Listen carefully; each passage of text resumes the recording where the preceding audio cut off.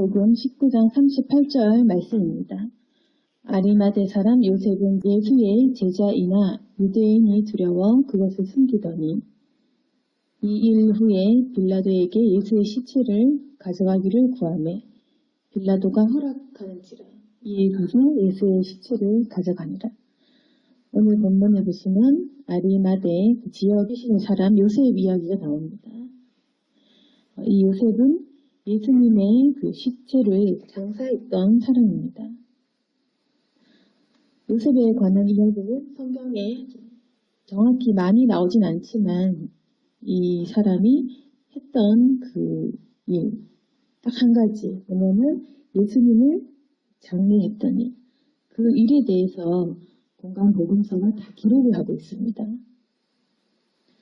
이 요셉이라는 사람은 어떤 사람이었냐? 바로 사내들인 공회의 회원이었습니다. 그런데 오늘 그 본문 요한복음에서 기록된 바에 의하면 요셉은 예수님의 제자이다. 요셉은 예수님의 제자였습니다. 그런데 유대인이 두려워 그것을 숨긴 사람. 그래서 비밀스럽게 이제 자신의 그 신앙을 드러내지 않은 사람. 그래서 유대인이 두려워 숨겼다라고 되어 있는데 두려움 때문인지 아니면 어떤 또 다른 이유가 있는지 어쨌거나 그 이전에는 예수님의 제자인 것을 숨기고 드러내지 않았던 것입니다. 당연하다시피 사내들인 공회에서 예수님을 십자가에 못 박기로 결의했기 때문에 이 사람은 자신이 어떤 처했던 입장과 그런 상황 때문에 아마 몰래 예수님을 믿었던 것 같습니다. 그리고 또 이 요셉이라는 사람에 대해서 성경은 어떻게 기록을 하고 있냐면 마태복음 27장 57절에 마태는 어떻게 기록하냐면 아리마대의 부자 요셉 이렇게 기록합니다. 그래서 이 사람이 부자였기 때문에 주님을 장례할 수 있는 그런 형편이 되었던 것 같습니다. 그래서 예루살렘 가까이 새 무덤을 소유할 수 있었고 장례를 할 수 있을 만한 그런 여력이 있었던 것입니다. 부자이고 또 마태도 마찬가지로 그도 예수님의 제자다. 이 사람은 이제 우리가 알 수 있는 것은 예수님의 제자다. 드러내지 않았던 그런 사람이다. 또 마가는 어떻게 기록을 하고 있냐면 이제 마가복음 15장 43절에 있습니다. 아리마대 사람 요셉이 와서 당돌이 빌라도에게 들어가 예수의 시체를 달라고 했다. 그래서 뭔가 이 당당하게 주님의 시체를 달라고 요구를 했던 것입니다. 43절에 존경받는 공회원이다. 하나님의 나라를 기다리는 자다. 이런 그 사람의 그 인품에 대해서 기록하고 있습니다. 요셉이라는 사람은 존경받는 공회원, 하나님의 나라를 기다리는 사람이다. 그런 사람이 바로 예수님의 장례식을 담당했던 것입니다. 또 누가복음에는 이제 어떻게 기록되어 있냐면 누가복음 23장 50절에 보시면 공회의원으로 선하고 의로운 요셉이라는 사람이 있으니 그들의 결의와 행사에 찬성하지 아니한 자라. 그는 유대인의 동네 아리마대 사람이여 하나님의 나라를 기다리는 자라. 이렇게 기록되어 있습니다. 이 사람은 사내들인 그 공회 회원이지만 그 결의에 찬성하지 않은 사람. 그리고 이제 선하고 의로운 사람이다. 이렇게 대부분 다 이렇게 칭찬으로 기록되어 있습니다. 예수님의 제자요, 선한 사람, 그리고 의로운 사람, 하나님의 나라를 기다리는 사람. 굉장히 믿음이 있었던 사람입니다. 그런데 그럼에도 불구하고 이 사람은 이때는 이제 현재 숭배가 점점 더 요구되어지는 그런 시기이고 예수님을 믿으면 핍박받는 이 시대에 부자였던 이 요셉은 예수님의 제자이지만 그것을 두려워서 숨겼던 것입니다. 그런데 이 사람이 왜 갑자기 이렇게 자신의 신앙을 드러내며 예수님의 시체를 달라고 요구하고 장례식을 하고 그러면 분명히 이제 이 사람의 정체가 들킬 건데 무엇이 이 요셉의 마음을 움직였던 것일까요? 우리가 추측할 수 있는 것은 바로 이 사람이 예수님의 죽음을 목격한 이후에 변화됐지 않았을까? 그렇게 이제 우리가 볼 수 있습니다. 그 전에는 예수님의 제자인 것을 숨겼지만 주님의 그 죽으시는 모습을 보고 주님이 신포도주를 받으신 후에 다 이루었다 하시고 그 영혼이 떠나가신 이후에 이 땅이 진동하고 비장이 찢어지고 지진이 일어나고 이런 모습들과 했던 그 광경들을 보면서 이 사람은 변화되지 않았을까?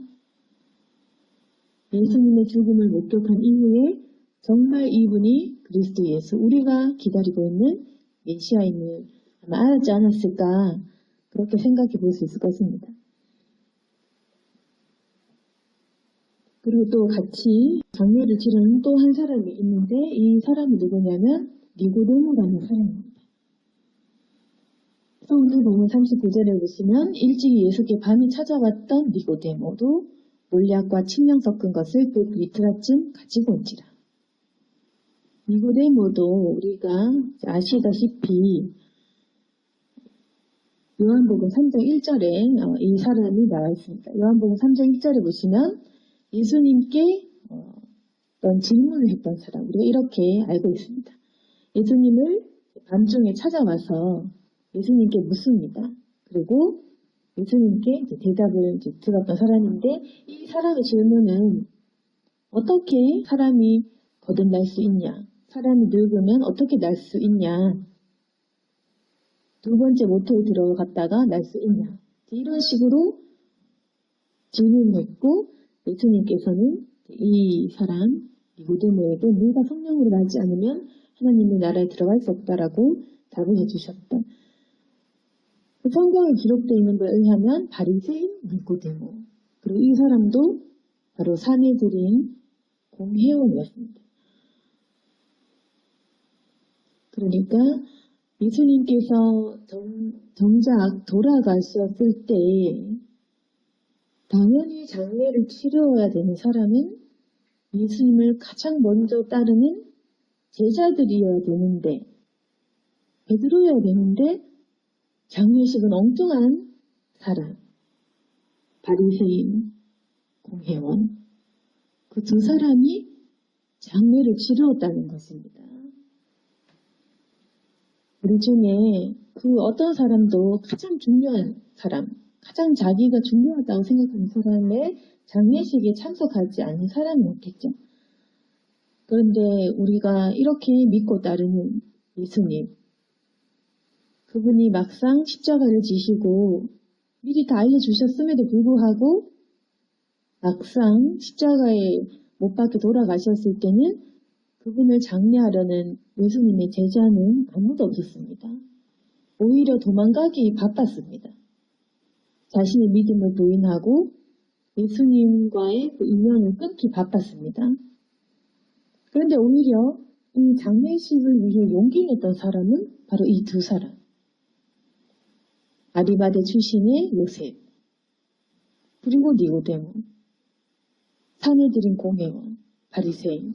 결국 이 세상에 온전한 믿음을 가진 사람은 없었고 또 사람의 마음에 그 믿음을 판단할 수가 없는 것이 그 일을 어떤 숨겼던 사람, 내가 예수님의 제자다라고 두려워해서 숨겼던 사람이 결국 어떻게 변화되는지 또 예수님께 질문을 하고 그 말씀을 100% 다 이해하지 못했지만 결국에는 또 니고데모 역시도 이렇게 예수님을 위해 마음 낸 것을 보면 우리가 참 사람의 그 마음속과 신앙의 깊이를 절대 판단할 수는 없는 것입니다. 니고데모는 몰약과 침향 섞은 것을 100리트라쯤 가지고 왔습니다. 우리가 알다시피 몰약은 굉장히 값비싼 향료입니다. 그래서 예수님 탄생하실 당시에도 동방 박사들은 이 몰약을 가지고 왔는데 시편 45장 8절을 보시면 침향과 함께 이 몰약은 왕의 장례에 사용되던 값비싼 물품이었다고 합니다. 몰약은 이제 방부제 역할을 하고 그 침향은 건조제 그런 역할을 한다고 합니다. 이 리트라는 그 중량을 재는 단위 하나인데 오늘날 무게로 환산하면 340g인데 여기서 100리트라를 하면 34kg이라고 합니다. 그래서 34kg에 해당하는 그 100리트라에 해당하는 그 향품 굉장히 비싼 것입니다. 그래서 니고데모는 예수님의 장례를 위해서 굉장히 비싼 것을 가지고 와서 주님의 장례를 정성껏 치루었던 것입니다. 그래서 40절 말씀에 예수님의 시체를 가져다가 유대인의 장례 법대로 그 향품과 함께 세마포로 쌌습니다. 그리고 41절 말씀 보시면 십자가에 못 박힌 곳에 동산이 있고 동산 안에 아직 사람을 장사한 일이 없는 새 무덤이 있는지라. 새 무덤. 바위를 굴릴 만큼 그 바위를 파서 그 안에 넣고 바위로 막을 만큼의 무덤이면 비싼 무덤입니다. 요셉이 준비한 이 무덤, 새 무덤, 아무도 장사한 일이 없는 이 새 무덤에 예수님을 장례했던 것입니다. 성경은 예수님을 누가 장례했는지 기록하고 있습니다. 마태, 마가, 누가, 요한 모두가 다 예수님의 장례식을 누가 참석을 했는지, 누가 예수님의 시체를 장례했는지 그것을 기록하고 있다는 겁니다. 그래서 아마 베드로가 나중에 이 성경을 통해 자신의 행적이 기록된 것을 알게 되었다면 얼마나 그럴지. 베드로는 예수님께 부름받았던 그 모습들, 자신이 어떤 직업을 가졌었는지, 그리고 자기가 어떤 믿음의 고백을 했는지, 그리고 어떤 주님의 약속을 했고 또 어떤 모습으로 배신했는지 그것이 성경에 다 기록되어 있다고 하면 얼마나 베드로가 부끄럽겠습니까? 그렇지만 성경은 다 기록하고 있습니다. 베드로가 철저히 선택받았던 제자입니다. 그리고 예수님께서 베드로를 정성껏 가르치시고 피지자를 삼으셨던 일. 그리고 베드로는 자기 자신을 믿고 나는 부인하지 않겠습니다 했지만 결국에는 배신하고 3번이나 부인했던 그 일을 성경은 다 기록하고 있습니다. 가장 중요한 순간에 제자들이 다 도망갔다고 성경은 그대로 기록하고 있고 또 한편으로는 정말 주님께서 돌아가시고 난 이후에 누가 그분의 시체를 염려하고 걱정하고 그분의 장례식을 누가 걱정하는지를 기록하고 있다는 겁니다. 그리고 부활 이후에 누가 가장 먼저 예수님을 또 그 무덤에 찾아갔고 만났고 어떻게 반응하고 믿었는지조차 다 기록되고 있는 것입니다. 부활하신 예수님을 보고서도 의심했던 도마라든지 성경을 보면 모든 것이 기록되어 있다. 가장 중요한 일들에 대해서. 그 중요한 일은 뭐냐면 예수님께서 어떤 말씀을 하셨는지 그리고 제자를 부르시고 그들에게 무엇을 가르치시고 그리고 어떻게 돌아가셨는지. 근데 우리가 알아야 될 것들은 성경에 다 기록되어 있다는 것입니다.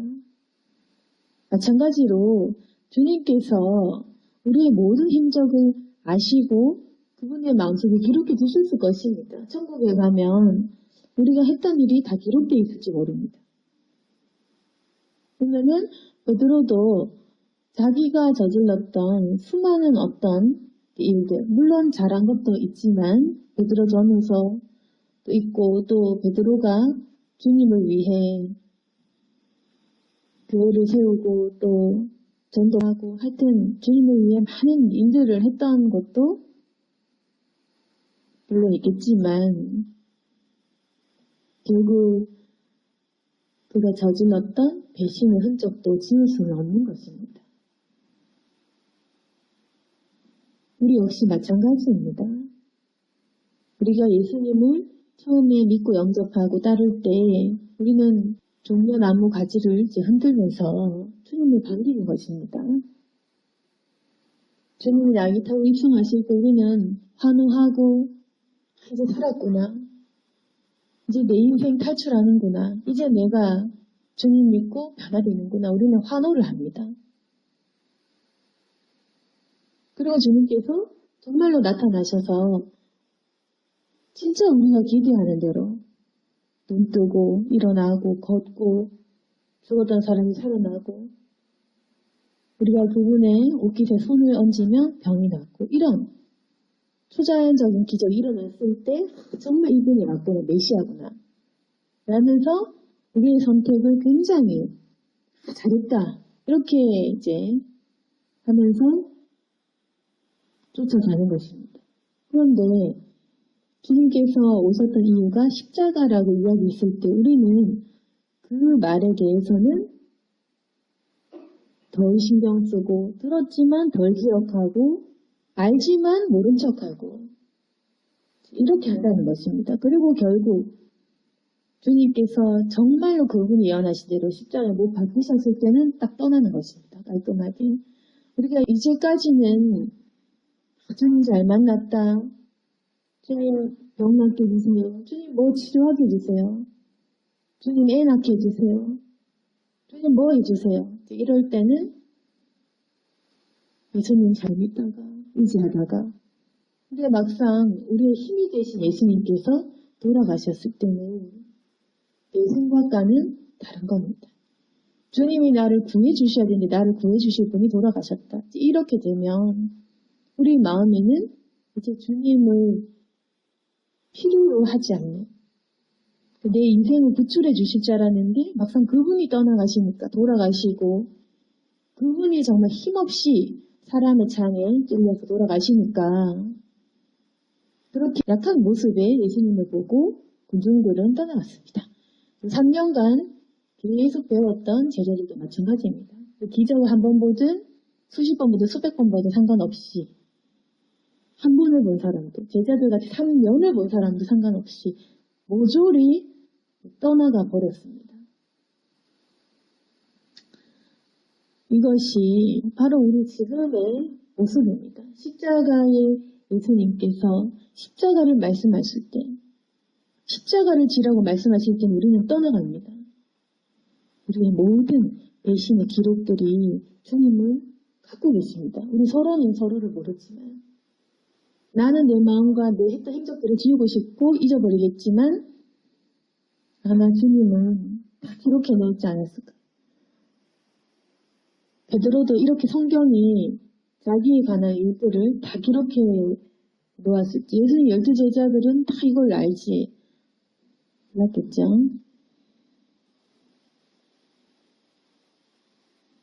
그런데 도리어 요셉과 니고데모에 대한 그 기록은 바로 이런 것입니다. 두려워서 숨기더니 이 이후에 시체 가져가기를 구했다. 결국 이 사람은 예수님의 죽음 이후에는 결단한 것입니다. 난 더 이상 숨기지 않겠다. 그리고 자기가 가지고 있는 그 부유함을 이용해서 주님을 장례했고 니고데모도 마찬가지였습니다. 이 두 사람은 죽음 이후에 도리어 변화되었습니다. 예수님의 죽음도 참 많은 사람이 목격했는데 그분의 죽음을 보고 변화된 사람은 또 이 두 사람. 그 사람이 참 모두가 다른 것이 예수님의 죽음을 수많은 사람이 목격을 했음에도 불구하고 장례할 생각을 한 사람은 또 이 두 사람밖에 없었을까? 좀 우리가 의문이 드는 부분이지만 그만큼 예수님의 죽음을 목격한 것이 참 두려운 일이었습니다. 나도 죽을 수 있고 또 이제는 예수님이 없기 때문에 안 계시기 때문에 도리어 예수님을 믿기가 참 힘든 겁니다. 그런데 어떻게 이 두 사람은 이제 돌아가신, 이제 내 옆에 없으신 그분에도 불구하고 그분의 죽으신 덕분에 이렇게 결단을 하게 되었을까? 이 두 사람은 주님의 그 십자가 현장에서 예수님이 누구신지 알게 되었던 것입니다. 그리고 예수님의 12 제자들, 그분의 다른 제자들은 그분의 부활하신 모습을 보고 결단하게 된 것입니다. 그 차이가 뭐냐면 이 두 사람은 예수님의 죽음을 목격하고 변화되었고, 다른 제자들은 이제 그 뒤에 예수님의 부활 이후에 그 부활된 모습을 보고 예수님 계시니까 다시 마음을 돌이켰고, 이 차이, 믿음의 이 차이가 있는 것입니다. 장례식을 치르고 싶은 이 마음, 그 마음이 차이가 나는 것입니다. 그래서 이 두 사람은 어떤 것이 특별했냐면 주님의 시체를 그냥 방치해 놓고 싶지 않은 마음이 있었던 것입니다. 아마 믿음도 있었지만 그 마음에 예수님의 시체를 저 모습 그대로 버리기 싫은 마음, 저 예수님의 시체를 가져다가 장례하고 싶은 마음, 그 마음이 이 두 사람에게 있었던 것입니다. 그래서 이 두 사람의 행적이 이렇게 성경에 기록되어 있는 것입니다. 오늘 말씀을 통해서 이제 이번 주에 고난 주간을 우리가 보내야 되는데 예수님의 고난을 묵상해 보시기를 바랍니다. 우리는 주님께 환호하기를 원하는 사람인지 예수님에게 병고침을 받기를 원하는 사람인지 돌아가신 예수님의 시체를 장례해 드리고 싶은 사람인지 또는 부활하신 예수님 옆에 있고 싶은 사람인지 가장 예수님에게 필요한 사람은 누구였을까? 예수님이 가장 어떻게 보면 가장 힘들 때, 가장 십자가에서 외로우실 때, 그리고 그분이 3일간의 죽음을 겪으셨을 때 가장 필요한 사람은 누구였을까? 그리고 나는 어떤 사람이 되고 싶은가? 그것이 우리의 지금 이 믿음의 모습을 결정합니다. 내 기도의 모습과 내 삶의 모습과 내가 바라는 모습, 그리고 내가 지금 생각하는 이 모습은 우리 신앙의 이 모습입니다. 나는 지금 어떤 사람인가? 엉뚱한 생각을 하고 의심을 품고 아직도 믿음이 없는 사람인가? 아니면 나는 부활하신 예수님을 통해 성령을 받아야지만 할 수 있는 사람인가? 아니면 나는 예수님께서 내게 오셔서 축복하시고 내 병을 고쳐주셔야지 믿는 사람인가? 그분의 옆구리에 손을 넣어봐야지 믿을 수 있는 사람인가? 아니면 돌아가셨지만 그 돌아가신 십자가의 대성의 모습을 보면서 은혜를 받고 변화될 수 있는 사람인가? 비록 돌아가시고 없지만 그분의 시체를 가져다가 장례하고 싶은 그런 마음이 있는지 우리가 이 고난 주간 동안 반드시 묵상해 보아야 될 것입니다. 요셉이라는 사람, 니고데모라는 사람, 절대로 쉽지 않았을 것입니다. 모두가 떠났던 그 시기에 십자가에 못 박힐 때 군중들이 얼마나 이 예수님을 미워했는지 다 보고 모두가 떠나갔을 때 조용한 장례를 한다는 것은 목숨을 건 행위였을 것입니다. 그래서 주님께서 이 두 사람, 숨겨둔 제자, 이 두 사람을 통해서 이분의 장례가 치러졌고 그분은 곧 살아나셨습니다. 부활하셔서 다시금 그 배신했던 제자들에게 달려가셔서 그분의 모습을 보여주셨던 분이십니다. 오늘 말씀 기억하시면서 한 주간 주님의 순환을 기억하고 또 나의 마음을 돌아보는 저와 여러분이 되기를 소망합니다. 아멘. 기도하겠습니다. 거룩하신 하나님 아버지, 우리의 마음에 찔림이 있고 또 하나님 우리가 주님을 잘 못 믿은 적이 많아서 또 이 고난 주간 동안 부끄러움도 있습니다. 늘 부족하고 연약하지만 하나님 우리를 용서해 주시고 또 우리를 위하여 돌아가셨음을 믿습니다. 주님께 배웠던 그 제자들처럼 우리도 또한 겁이 많고 또 우리 또한 주님께 배신했던 사람입니다. 그러나 하나님 아버지 이 말씀을 기억하며 다시금 저희들이 회개할 수 있도록 도와주시고 아리마다의 사람 요셉처럼 용기를 내어 결단할 수 있도록 도와주시옵소서. 이제 우리의 믿음을 당당히 드러내고 결단할 수 있도록 도와주시옵소서. 주님의 옆에 있게 도와주시고 주님의 필요한 사람이 되게 도와주시옵소서. 우리가 늘 주님의 사랑을 받고 싶어하고 또 주님 사랑 못 받을까봐 두려워하고 있습니다. 그러나 이제는 우리가 주님 사랑을 못 받을까봐 두려워하는 것이 아니라 내가 주님을 사랑하지 않을까봐 두려워하는 저희들이 되게 도와주시옵소서. 주님은 신실하게 저희를 사랑하시고 지켜주시고 그 마음 변함없습니다. 우리가 걱정할 것은 주님 사랑이 아니라 내 마음입니다.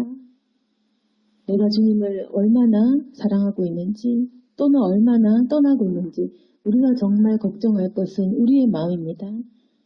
주님은 우리에 대한 마음이 변치 않으시니 우리는 우리의 마음을 지킬 수 있도록 도와주시옵소서.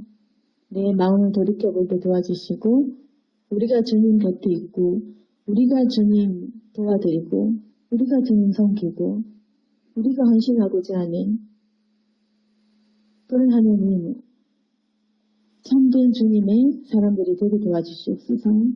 주님을 영화롭게 하는 저희들이 되기를 바랍니다. 하나님 이제는 우리가 주님 곁에 다가가고 또 주님 홀로 계실 때에 함께 있는 주님의 사람이 되기를 원합니다. 아버지께서 우리 마음 가운데에 간절함과 진실함을 보신다면 응답하여 주시고 저희와 함께하여 주옵소서. 예수님 이름으로 기도드렸습니다.